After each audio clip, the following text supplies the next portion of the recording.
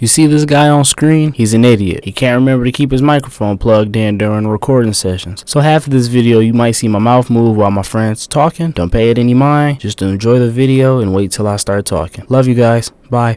Right, so how I felt when the Budokai Tenkaichi 4 was, first announced, like, when I heard people were talking about it on Twitter, I went ahead and looked at the trailer.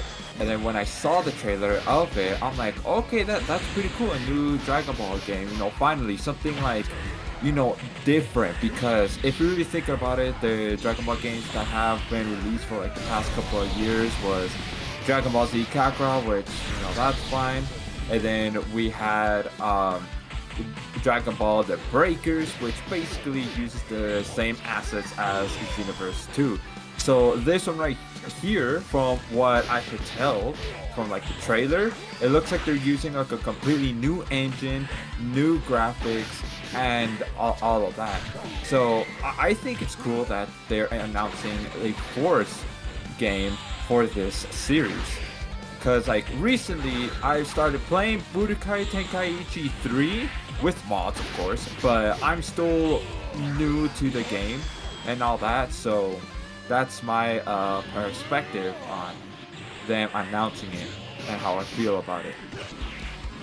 I honestly, I think what would be better is that, if it's like in the next generation of consoles, like PS5, Xbox Series S and X, and all of that. But there is a chance that I think that they're gonna have it for PS4 and also for Xbox One, because I'm not sure what the whole ordeal with the Xbox Series X and S, but I do know that there's still like a good majority of people that still don't have a PS5, me included, because they're not really still in stores in stock, all that much. So there is a good chance that it might be on the previous generation consoles, even though yes, the PS4 is quite old at this point. Like, I think it came out in either 2013 or 2014, so it's almost been about like 10 years since the PS4 came out. But even so, yeah, I still think so. Like, I think they'll have two versions for Budokai Tenkaichi 4.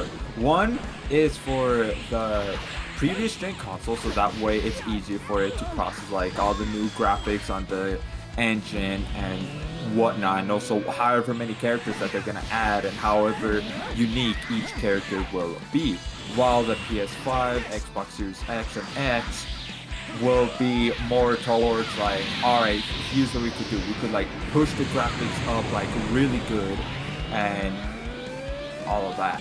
Oh yeah, definitely, like without a doubt, it's gonna be on the PC, because PC gaming, like throughout the years, has grown and such. Like, yeah, even though a lot of people still prefer like the consoles and such like that, but again, PC gaming has been growing, and that's like just money just missing out on if they don't put it on the PC version, especially since people are gonna mod this game, whether it be day one or month 1, month 2, 10, 20, however many months it takes. They are gonna mod this game, and they are gonna put like characters that they might not have released in like the first month of this game.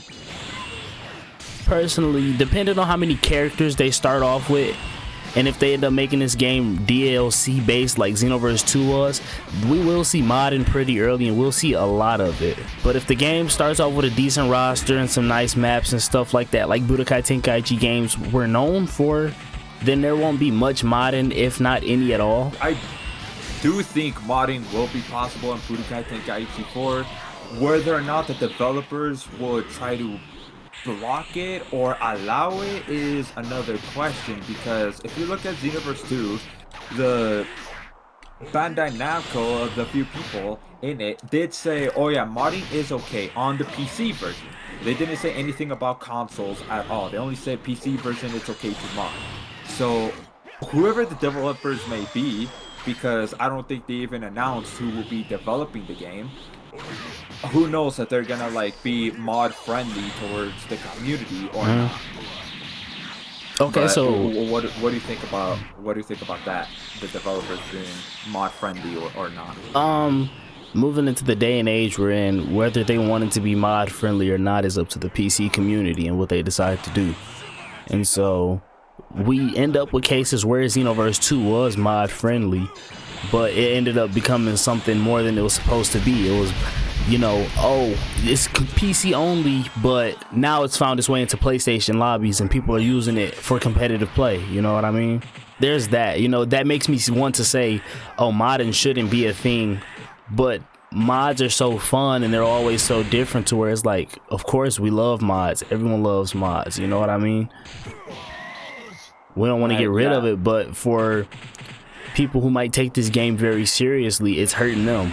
Alright, you guys, next up we'll be talking about the roster and the maps.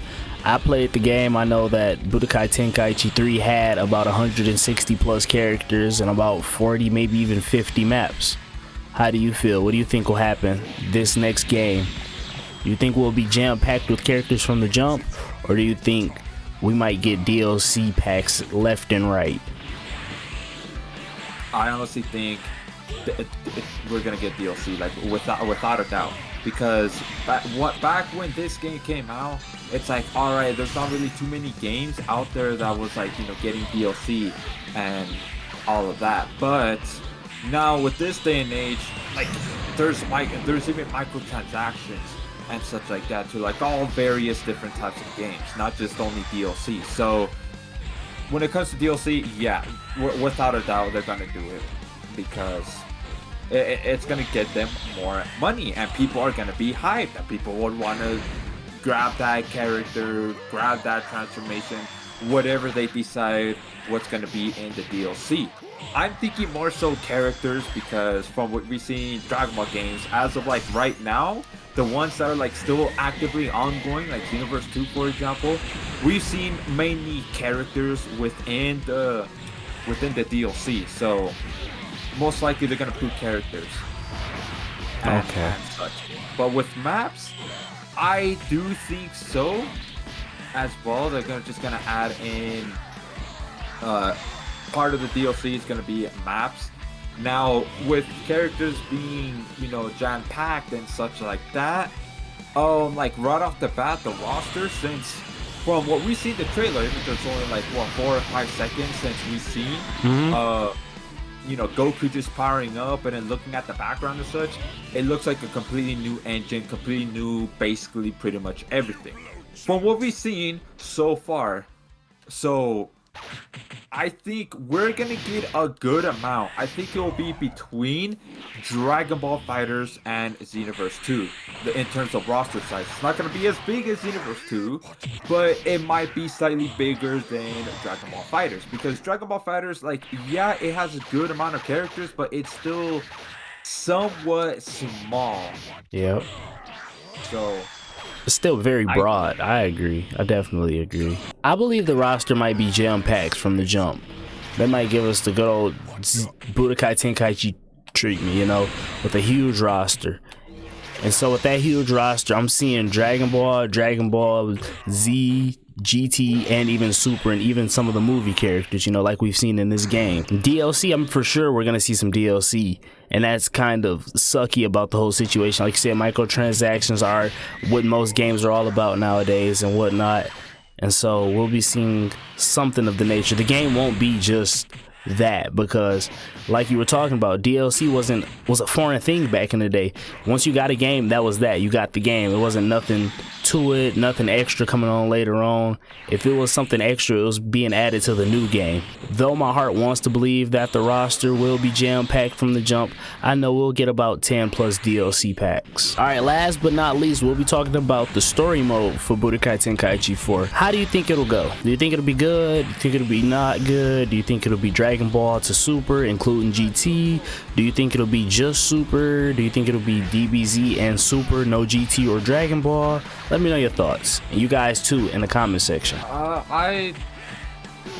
It's more like 50-50 in all honesty, because I mean, we've seen the Dragon Ball story many times, and many different iterations of Dragon Ball games. So for them to do Dragon Ball Z story, I wouldn't be surprised, but for me, what I'm kind of hoping is that they start on Dragon Ball Super instead, because I mean, a lot of people know what the Dragon Ball Z story is, you know, at this point. And so for them to start on Dragon Ball Super, one, that would be unique, and two, it will be like, okay, let's see where they gonna, you know, take this and such like that. And then they could have like, okay, you know, some missions to call back into to Dragon Ball Z. We just seen Dragon Ball Z Kakarot. They did Dragon Ball just now as DLC, but Dragon Ball Z, no GT or no, and barely any Super was DLC for Dragon Ball Z Kakarot, you know. And so with that, I think they'll just be doing Dragon Ball and Super. I don't think there'll be any Dragon Ball or Dragon Ball GT, just for the fact that most people don't really care for either of them. Like, they'll accept them if they come with, but they aren't really looking for it or looking forward to it. None of the characters either, except for maybe Super Saiyan 4 Goku and Gogeta as usual. But as far as story goes, we won't see all 4 of the installments of Dragon Ball, you know. Do you want it to be like Budokai Tenkaichi 3 story, where it's a click through and then you kind of just listen to cutscenes in between matches, or do you want it to be fly to every location like Budokai Tenkaichi 2? We talked about this a little bit off camera before we got this rolling and whatnot. I never played Budokai Tenkaichi 2, so I'm not sure exactly how that really looks. So I'm gonna go with 3. Okay. Just having it be click through, just going to the story and such like that. Okay. Alright, you guys, we're now at the end of the video, and as always, if you guys enjoyed these videos, I suggest you go check out my playlist where I talk about all Dragon Ball games and Dragon Ball Xenoverse 3 as well. And if you're still hungry for more videos, I suggest you go check out my playlist where I talk about all things anime games. And I will have my guy XVRage's channel down in the description below, and if you click on my channel, he will be in my group of family people that I have. And as always, I appreciate you for having you on the channel. Anything you would like to say to my audience before you leave? Yes, I have one very important question. Do y'all like chimichangas? Back at it again with the chimichangas. Make sure you let me know that down in the comment section if you do or not. But as always, I took a little break, but I'll be back. I love you guys, and I'll see y'all in the next vid. Peace.